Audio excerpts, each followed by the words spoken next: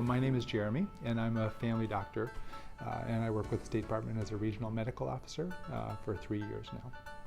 You know, as a family doctor in rural Alaska, it becomes pretty commonplace to see the most common primary care ailments. So people with acute respiratory illnesses, acute gastrointestinal illnesses, so bad colds, pneumonias, diarrhea, sexually transmitted infections. So that sort of becomes the bread and butter.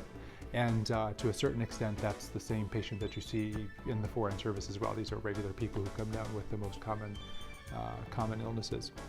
So in that sense, it feels quite familiar.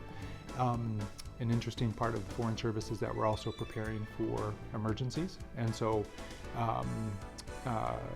severe cases of malaria, cardiac emergencies.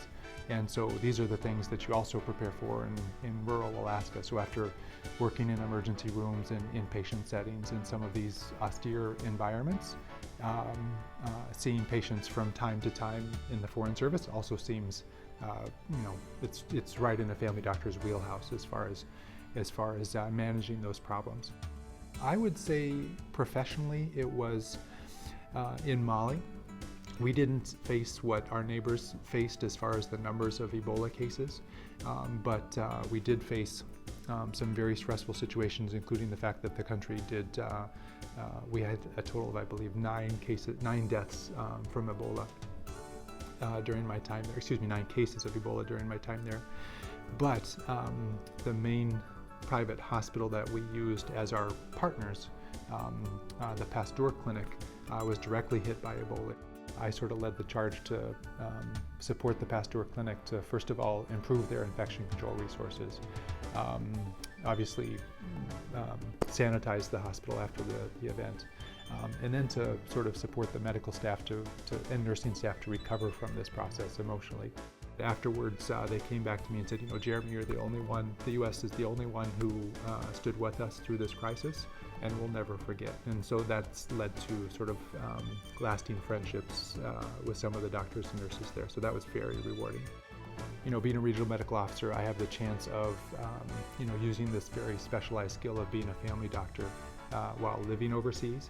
And so it really provides some amazing travel opportunities. Being a primary care doctor in the States is tough.